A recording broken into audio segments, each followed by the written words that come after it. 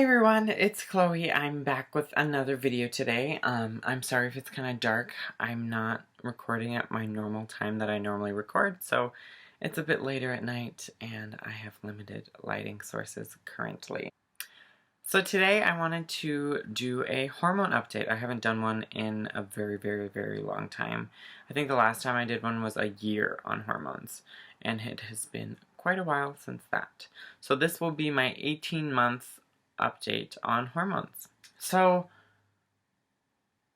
everyone's always asking about changes and about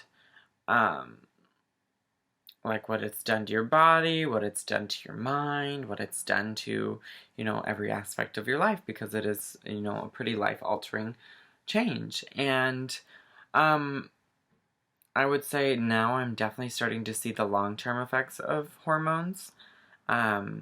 My body is definitely curving out a lot. And if I can, I'll put a side-by-side face picture too, just to show you how much my face has changed. I've gotten, a little bit more fat throughout my face, which makes me look more feminine.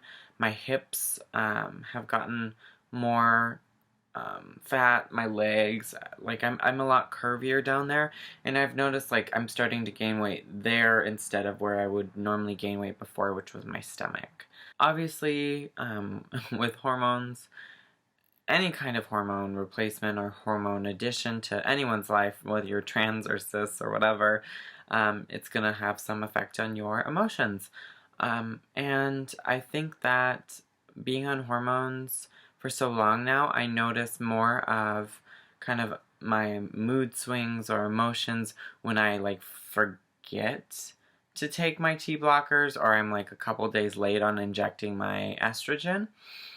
That's when I notice a big difference. I do get hot flashes, especially if I'm either running late or my schedule is pretty inconsistent in taking my hormones and my testosterone blockers. So I definitely have a lot of hot flashes when, my hormone levels are up and down because I've been kind of lacking as far as my schedule goes for my hormones. But yeah, I've noticed that it's now when I'm not taking them, I feel really weird. I feel super agitated, super... There was a point, I had touched on this in my last video where I wasn't taking it for a little bit, my testosterone blockers for a little bit, because I was going to try to see the status of my fertility, and the way I felt after not being on T blockers for a couple weeks was horrible. It is honestly really difficult to deal with. You feel super uncomfortable. You feel super, I don't know, it's weird. I guess just to have more testosterone going throughout your body is just makes you kind of revert to how you felt before, or some of those kind of innate feelings that hormones give you. But overall, I feel like my hormones have definitely, centered me, if that makes any sense. I definitely feel more like myself now than I have before. The difference between a year and 18 months is not that big. Mostly, like I said, just with the inconsistency, I've seen a little bit of hot flashes and mood swings and all of that. But I know I got a breast augmentation, but I've noticed that my breasts are getting even bigger than they were following the augmentation. So right now I'm currently, a 34 double D, but with, the growth, they're starting to get a lot bigger, which I don't mind. That just means that my implants are just going to settle a little bit more, look a little bit more natural, which is nice. Also, my muscle tone is a lot different now than since the beginning. I remember, feeling back when... Okay, so let's talk about the differences in my bra sizes from when I first started to now. So before, I had to wear a 38 around. When I was starting my transition, I was wearing a 38 like double A, like push-up bra or something. But that was the width or the circumference of, you know, my chest. And now I'm a 34, so I've lost quite a couple inches just from losing, like, I used to work out a lot back before I transitioned, and I would say, like, my back was pretty muscular. My chest and rib cage weren't, like, super muscular, but they were muscular. I've noticed a lot of slimming down in my neck and my shoulders, which is, you know, nice because it's a little more feminine. And my arms have gotten a lot thinner, even though I have this, like, little chicken wobble thing. I kind of need to tone up my body again. I've mentioned doing my workout videos and my eating guide videos, and I just haven't been doing them myself lately. So once I get back on those, I will probably do a video on my fitness and eating routines. But for now, I'm just a fatty Kathy. So some people, especially before, you know, they start transition, or if they're wondering about transition, ask about some more intimate questions as far as hormones are concerned. So dealing with how hormones affect your sex life.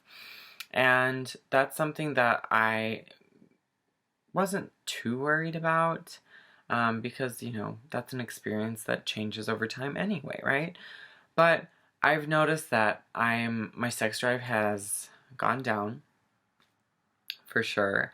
I'm definitely not the way I used to be before transition at all. I feel like I feel like back when you have that, like, testosterone flowing in your body, like, that need for, you know, sexual, that need for physical intimacy is, like, always there, like, constantly in the back of your head.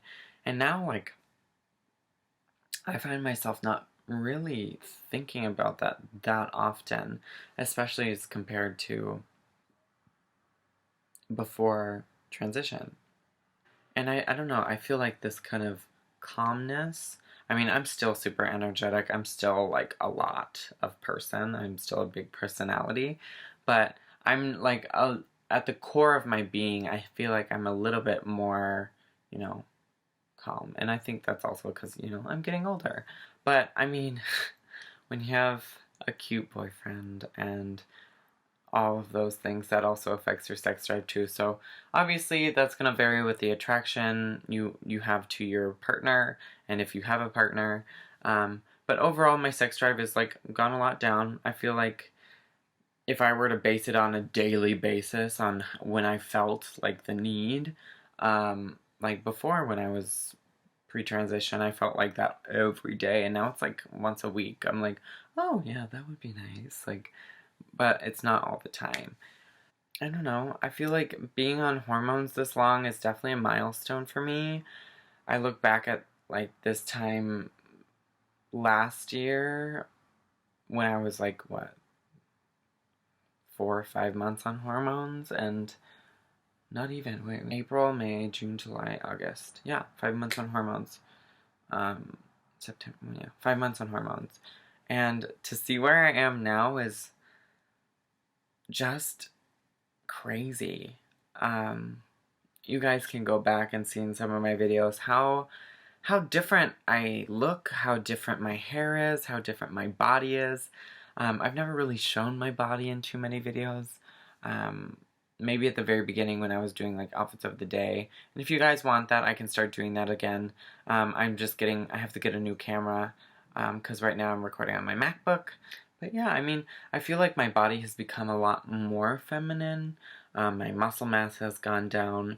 My fat has kind of redistributed. Not a whole bunch. Like, I still kind of have an athletic body, but I definitely have a thick base. So I have a big butt. I have big thighs. My hips are filling out nicely. So it's nice because I'm starting to fit into things a little bit more true to the way they're made. Because in women's clothes, they tend to let out the hip a little bit, which I've noticed when I first started transitioning especially. Oh, my skin. My skin has definitely been a dramatic change. When I first started transitioning, my skin was terrible.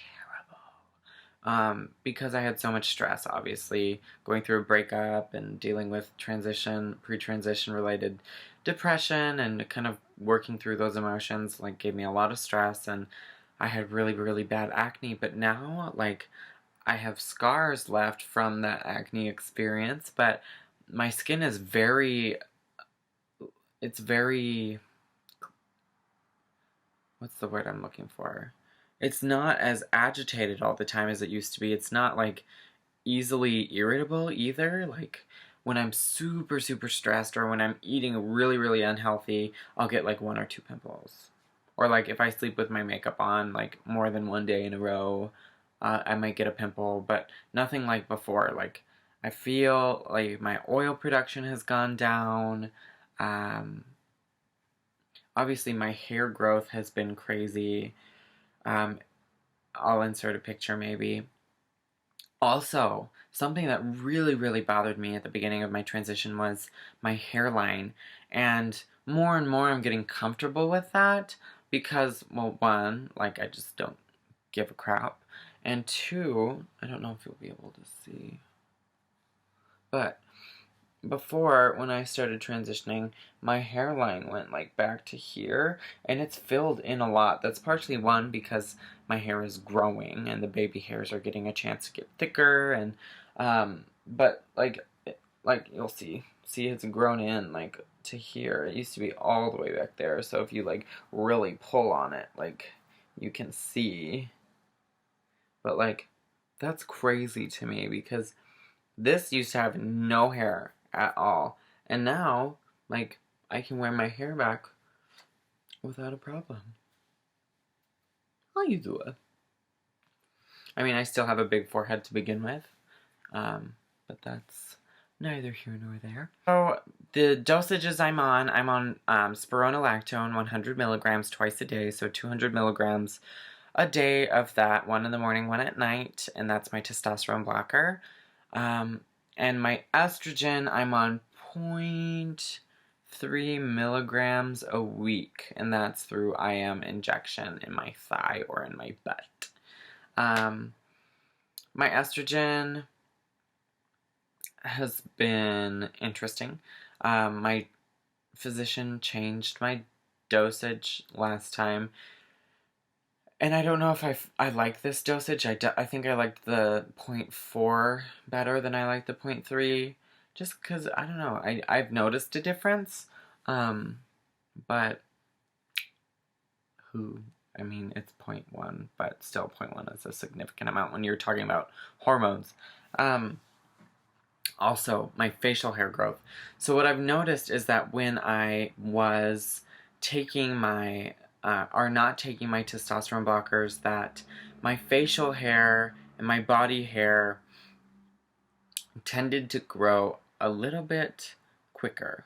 I feel like estrogen doesn't get rid of the hair growth, but I felt like with my experience of the 18 months, I've noticed that, like, when I'm more adherent to my schedule for my dosages, that my hair growth slows, like my facial and body hair growth will slow. But I noticed that when I wasn't taking my T blockers, that my facial hair and my body hair kind of sped up a little bit, if that makes any sense. I mean, my hair, like I said, hormones really don't have effect on facial or body hair. If that follicle is already established, then that hair is going to grow no matter what.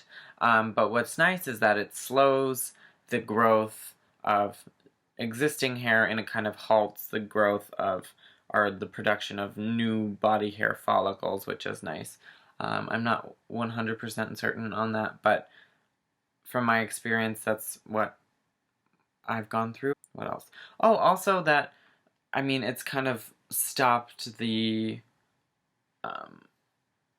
thinning of my hair too, and the hairline thing. So it stopped the recession of my hairline and the thinning of my hair.